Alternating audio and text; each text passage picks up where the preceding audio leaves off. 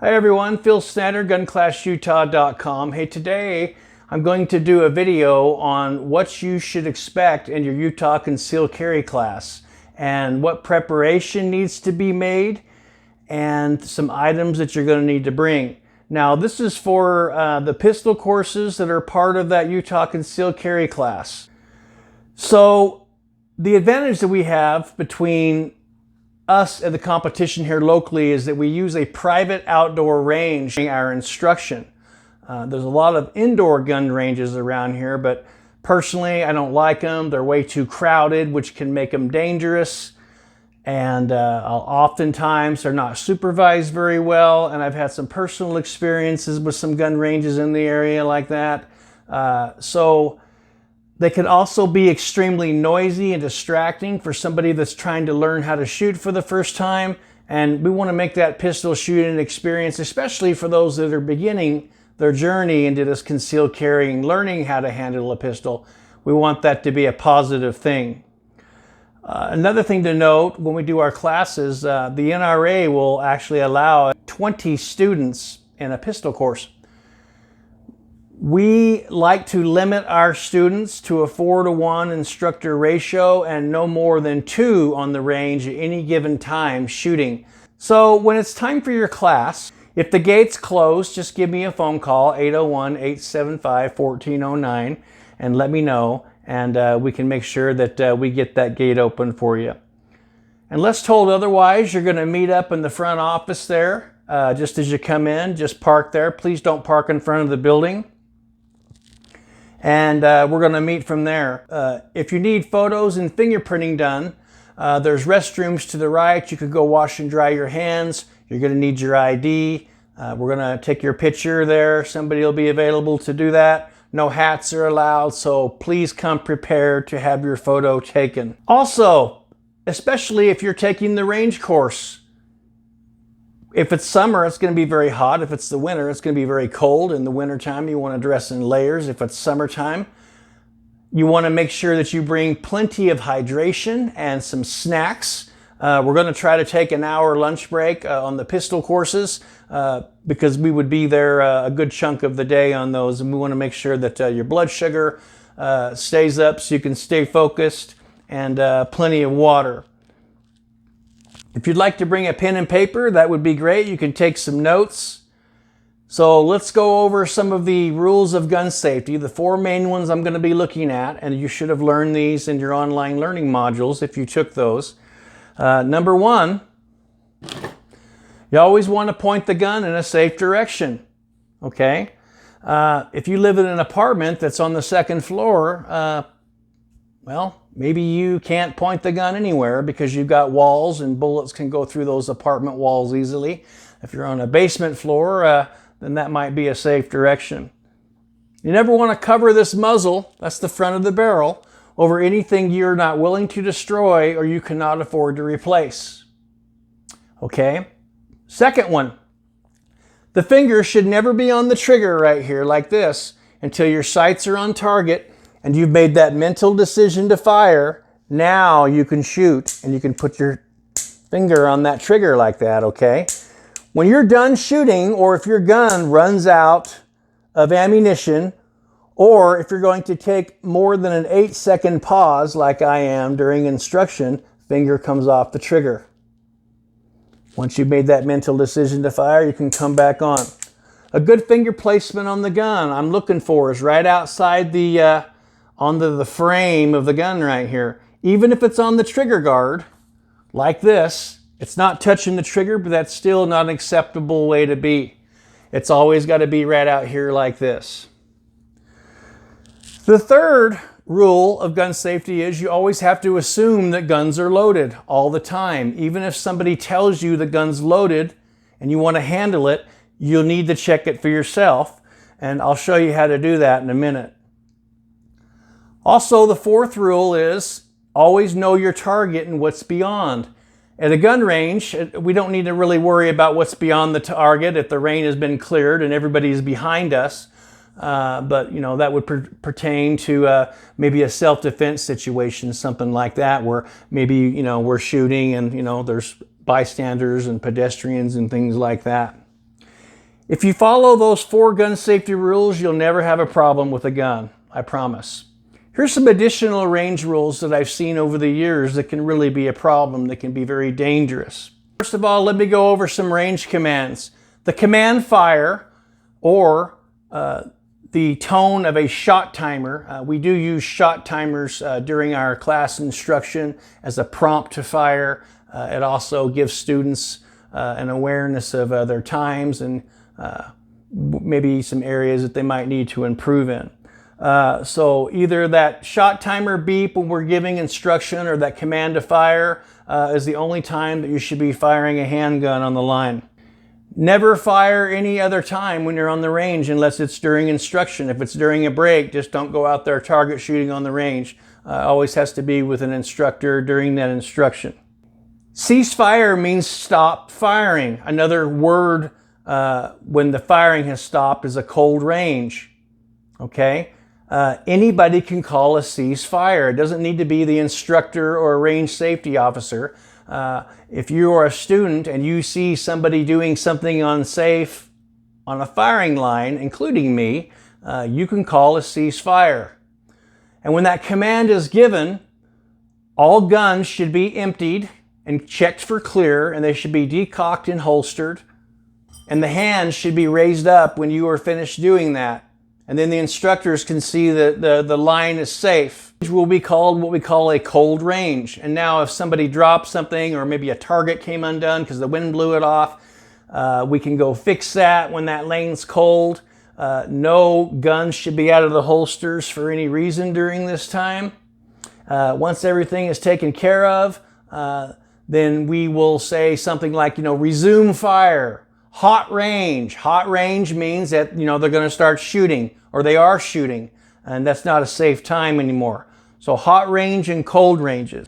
If you drop something on the range during live fire instruction, let's say that, you dropped a magazine or something like that, don't bend down and pick it up like that when people are firing. That's very dangerous.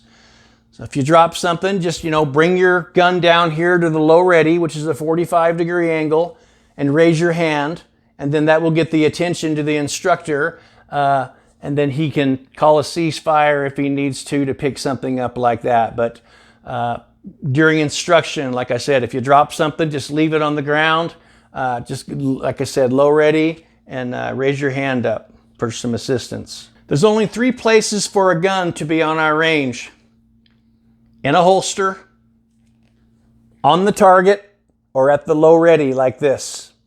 That's the only 3. If you're not shooting and doing one of those, it should be in the holster. I've seen students, want to take their gun out and show it to their buddy that they met, and that's just, we don't do that on the range. We want to make sure that everybody's safe. One of the most dangerous things you can do on the gun range, we talked about pointing the gun in a safe direction. The only safe direction on a gun range is downrange or at the low ready.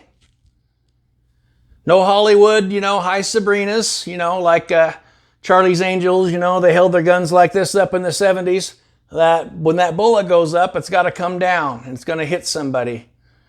Pointing down at the ground, probably safe unless it's a street or something like that, but at a gun range, it's dirt. That's probably okay. Not on an indoor range, that would not be okay. But the most dangerous thing on a gun range is when people point their gun this way, left, and they point it right. This is a forward-facing camera, so it's going to show everything backwards. If you're bringing a gun to class, you own a handgun, please be familiar and read your owner's manual. It's got a lot of good information in there. Cleaning and maintenance as part of the pistol course, and so it's going to show you care and cleaning and maintenance on your gun, where to lubricate it and things like that. Most people don't read those, but it's got some very good, valuable information on there. It also talks about whether you can dry fire and things like that with your handgun. So before you come onto the range, no loaded guns are allowed on to the gun range. So when you arrive at the shooting range in the parking lot, you just need to make sure if that gun is loaded that it's clear. It needs to be empty, and the magazines need to be all empty. Okay? We don't allow you to come onto the range with a loaded gun for safety reasons. And then when you arrive, we are going to check the guns to make sure they are clear. We're going to ask you to do it.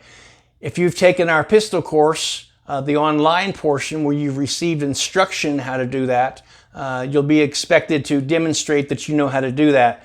If you didn't do that, then we'll show you how to do that, and another purpose of this video is to do that very thing. So let me just show you really quick. So I've got a gun in a holster here, and it is loaded, and so I'm going to show you how to properly clear a gun, and this is what I'm looking for, okay? So when you take the gun out of the holster, you're going to point it downwards in a safe direction, or whatever that safe direction is. You're going to remove the magazine first. And then you're going to cant that gun to the right. This shows left, but it's right. And then you're going to rack this slide back 3 times. I saw the round come out. Now what I'm going to do is I have to visually inspect that chamber with my eyes. So I'm going to push gently up on this slide stop right here. You can probably see that, right? You have to hold that up with your thumb. And then you pull this slide all the way back and it'll catch into that little notch cut out in the slide. Okay, now I can see with my eyes the chamber is empty. And then maybe I can show the light in there to see what that looks like. Okay, might have a flashlight somewhere.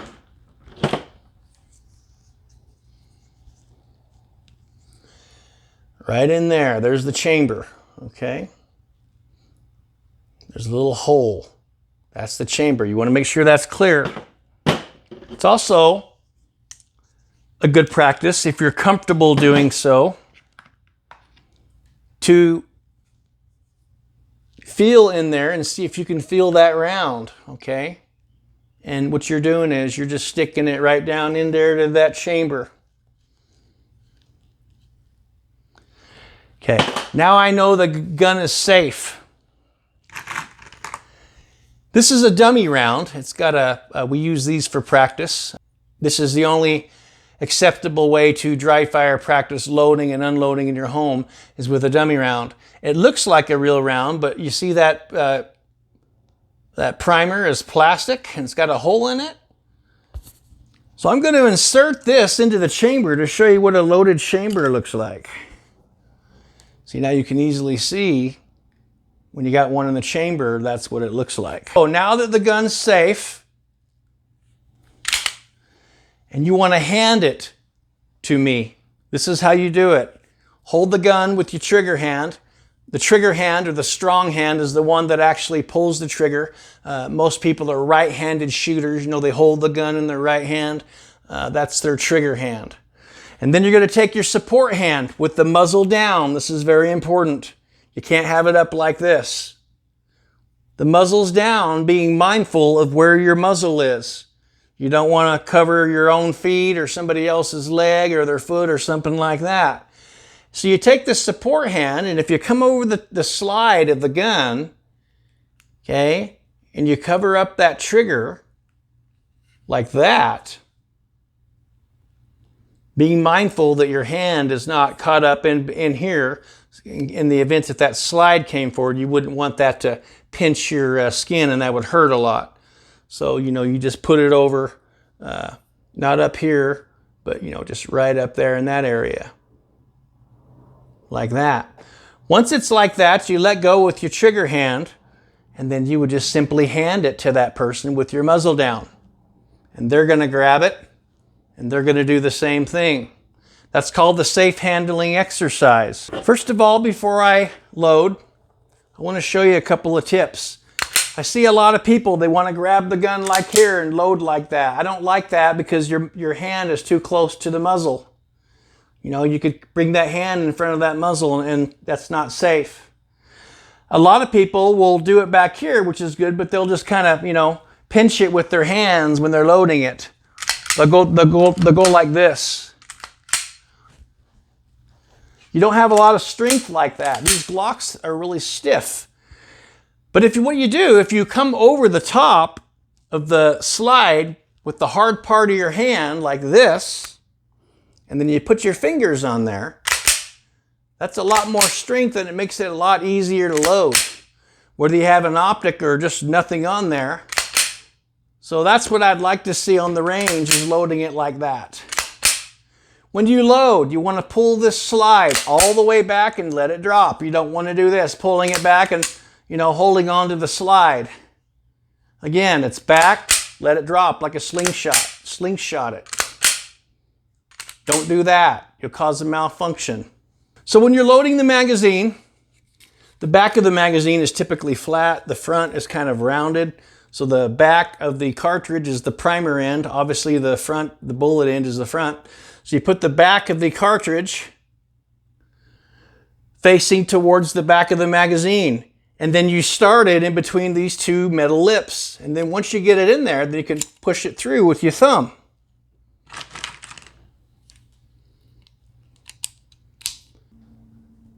If you have a speed loader, bring it to class. Makes it easier on your fingers and hands to get these down. And so this open part of the speed loader, see how it's closed on the back? The open part faces the front of the magazine, like that. And then I just like to set these on my belly, or my chest in this case, and you could just push this speed loader down that pushes the spring in, and then you start that cartridge in there, and then once it's in, then you lift it up slowly. Try that again. So once that's in there, then you lift this speed loader up slowly and then push that in like that.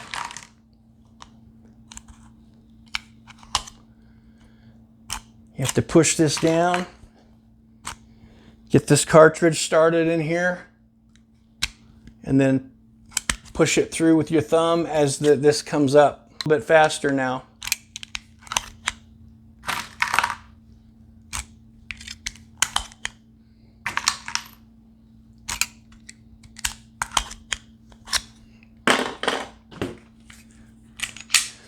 Okay, when you load the handgun, take the magazine in your support hand. Okay, the hand, not the trigger hand, the other one that supports your other hand on the grip. And index it like this. You got your thumb on here and your middle finger, and that index finger is right up below the bullet. Okay, and then you insert that into the gun, and then you give it a good tap. The reason I have this gun pointed sideways instead of like that when I load it, because the magazine can drop out on you. If it's canted and you get butterfingers and your hands are sweaty, you don't drop the magazine on the ground like a student did last week. So put that in there and give it a good tap to make sure it's seated properly. And then load it just like that. Now there's one in the chamber. How do I know? I can do a press check. I can pull the front of the slide back. And if I pull that back far enough, I can see that round in there. You see that silver casing? Now when you unload, first thing you have to do is you have to take the magazine out of the handgun. Push on that magazine release with your thumb. And then now you want this to come out quickly, so you can hold the gun upright now and it should just drop out. If it doesn't drop out, you can strip it out, okay? So we got the magazine out. Now we just have to get the one out of the chamber. So, cant it to the right. Wrap that 3 times. I saw it come out. Now I'm going to lock my slide. I'm going to verify it's clear. I can see with my eyes. If you need a flashlight, stick one down in there and look. Makes it a lot easier like we showed you earlier. Now we are clear.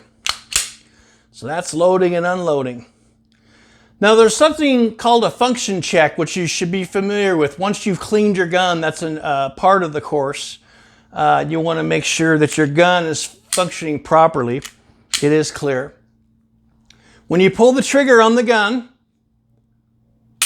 keep the finger depressed on there and rack that slide back, and that's going to reset your trigger. Now I slowly let my finger off of that trigger until I feel the trigger reset. You'll feel it hit your index finger and you'll hear it click. And once it does, then you're going to pull the trigger. just like that. That's called a function check. That means the gun's functioning properly. Again, I'm going to reset the slide, pull the trigger, hold it down, reset the slide. Sorry, pull the slide back, it resets the trigger. Let it out till you hear that click. That's function check. Other items, dress for the weather, okay? It's really windy out there at the range in the summer like it is right now. It's really hot. Make sure you bring plenty of hydration and sunscreen if you want it. In the winter months, it gets very cold because of the wind, and so you want to wear layers and everything. You can always take layers off if it's too hot. You also want to wear a ball cap or, one of those wider brimmed hats. They do two things. They keep shells from your shooter next to you, smacking you on the head. And it also prevents rounds from, going down your shirt. Sometimes if they're hot, that, not very comfortable.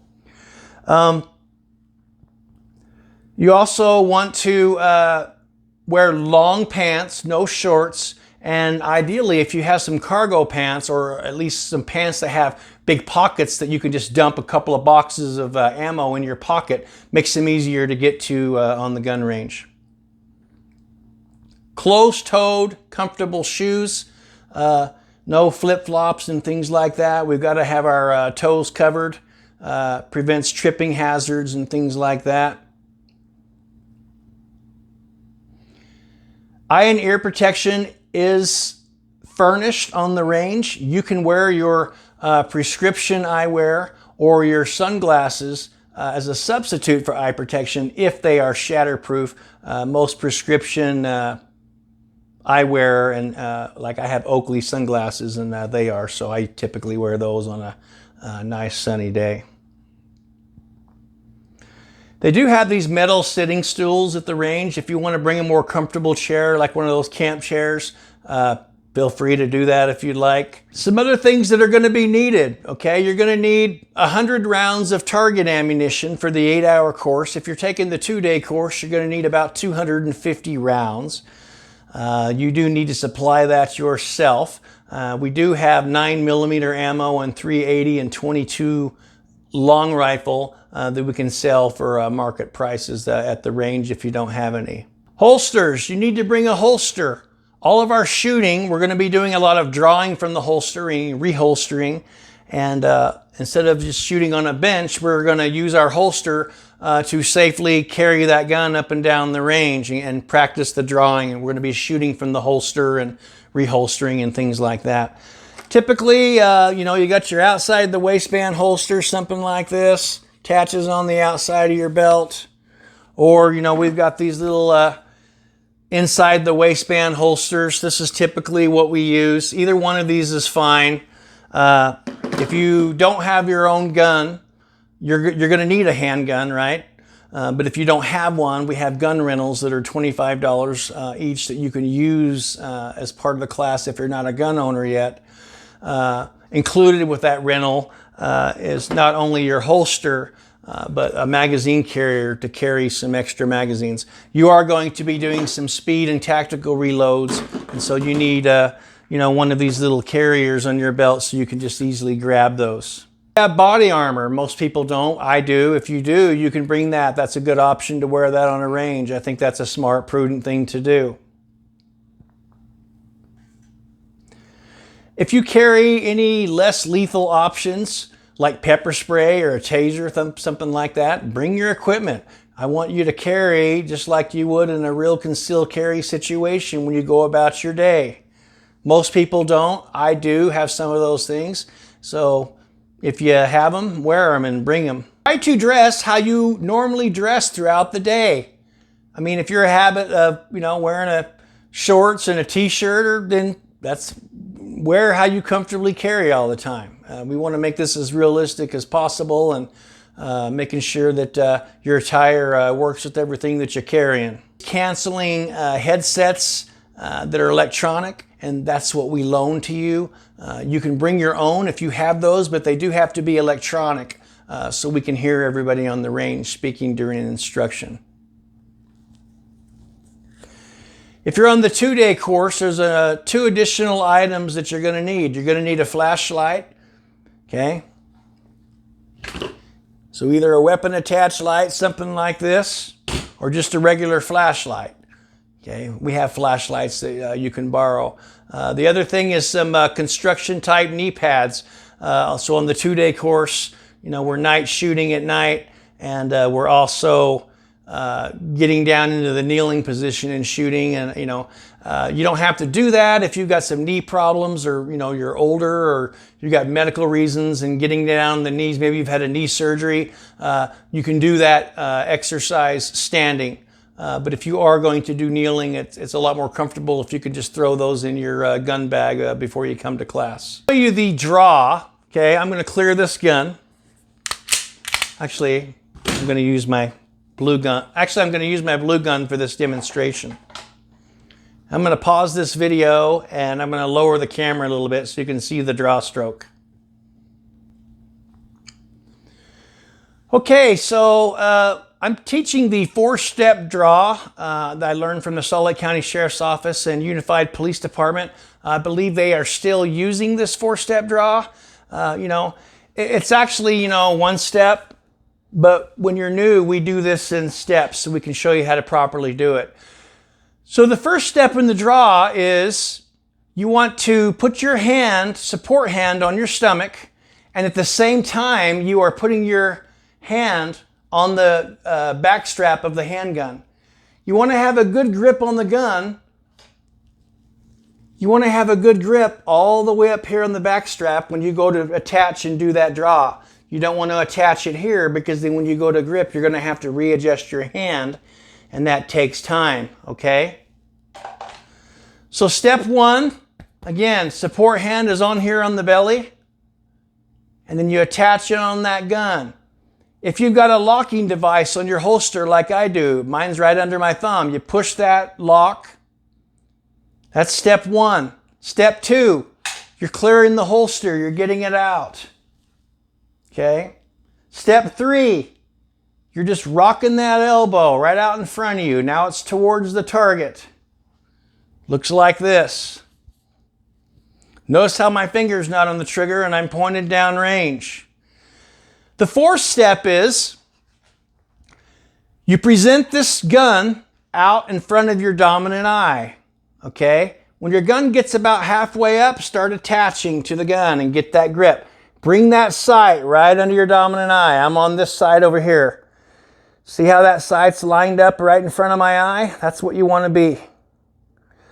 If you're cross dominant, then you're going to have to move that gun over in front of that other eye like this.